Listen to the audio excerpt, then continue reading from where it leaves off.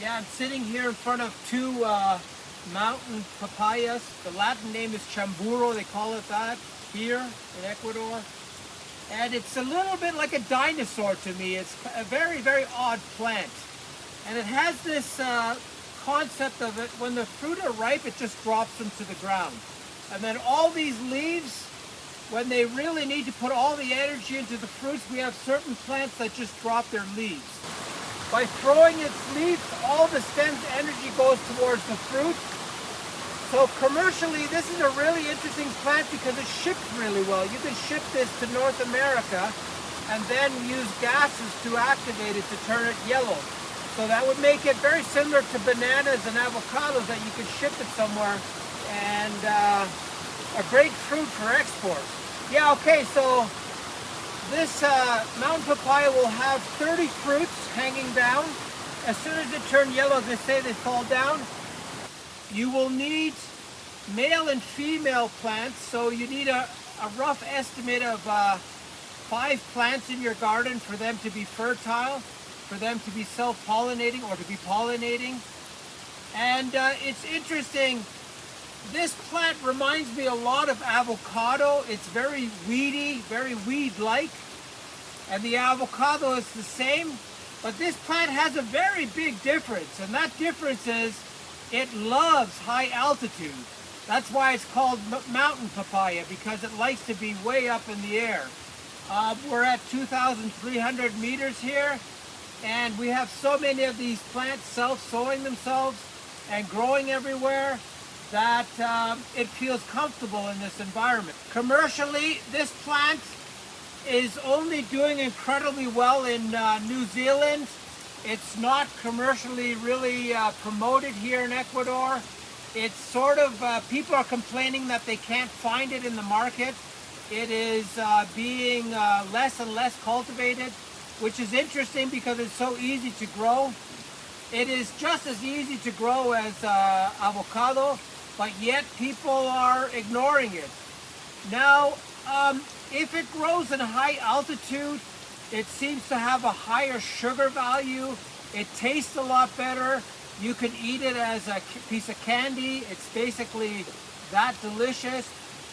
It has a very strong strawberry smell, or papaya smell, or melon smell, and it tastes very similar.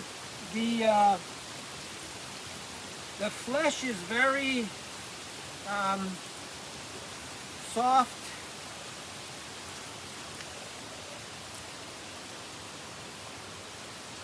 And you can basically suck out the centers, eat the flesh inside. And it reminds me a lot of passion fruit. There's no difference to me. It's very, very similar to the passion fruit we grow here. So it's interesting, in New Zealand, I read a couple of stories about it. They planted it in high altitude in New Zealand, and it's doing incredibly well there. It's doing so well that they're actually commercially importing it all over the world. So it's interesting that Ecuador doesn't follow suit, because we have the perfect growing conditions for this plant. And definitely this is an oddball, I'll tell you. When you have fruit coming out of the side here, hanging down like this, and they basically turn yellow and fall off.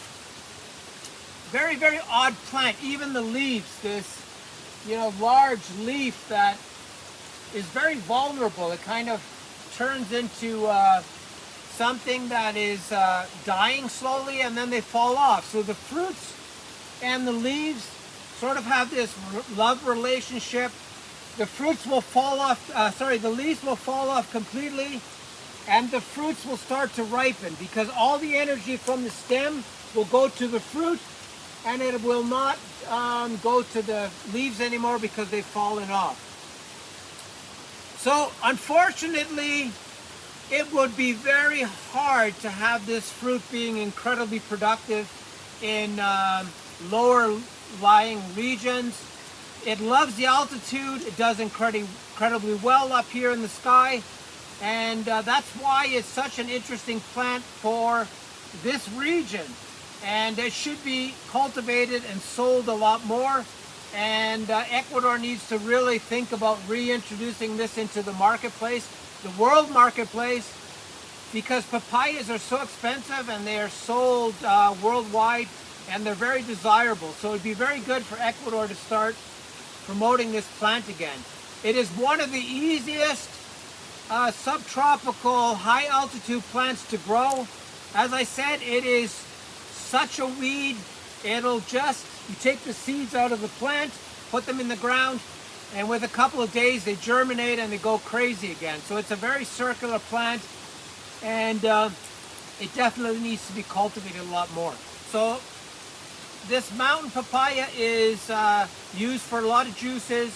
A lot of people cook with it because it has a very pasty, it's very similar to, when you're cooking with it, it's very similar to árbol de tomate, the tree tomato. It has that pasty consistency to it that you can use in sauces and everything. And it is pest resistant. It is such a dinosaur. It's a workhorse. And it has very little problem with drying out. And it just needs to be planted. The seeds need to get into the ground, and it'll do incredibly well in high locations. And it likes cooler temperature. It doesn't really like these 90 degrees or 30 degrees Celsius. It likes to be in the 20s. This plant is incredibly frost sensitive.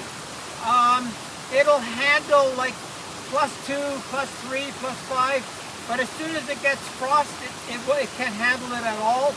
And that subtropical mountain type scenario, it just cannot handle anything that goes below, temperatures that go below 0 degrees. Well, people cook this and turn it into a vegetable. How it might sound odd, but they use it as a vegetable for cooking instead of as a fruit for desserts or anything like that. So it's very commonly used as a vegetable rather than a fruit, and cooked that way as well. This tree can grow up to 10 meters. Typically, on our piece of land, we have, you know, this type of height or this type of height. It depends on how much energy it puts towards the fruits, and that makes a big difference in the tree height as well. So I'm quite suspicious that this is a male plant. It basically is growing very differently. It has leaves all the way down, these palmate leaves, and there's no fruit set on this yet. So this makes me really think that it's going to be a male plant, and it's going to fertilize all the other plants that we have in the yard. So it's very important to have at least 5 different of these plants, and it's growing, this will probably grow 5 meters tall. A very, very different plant compared to the one you just saw. This fruit has a lot more digestive enzymes than the real papaya, and it has another really weird trait. It has this latex that oozes out, and the locals use it for sunburns, for cuts, for many things. And you can see that liquid coming out, especially the green plants. They use the green ones that aren't completely ripe, and that's great for your skin. It's very sticky, but it also will protect you from you know, when you've burnt your skin or you cut yourself, this plant will heal almost anything.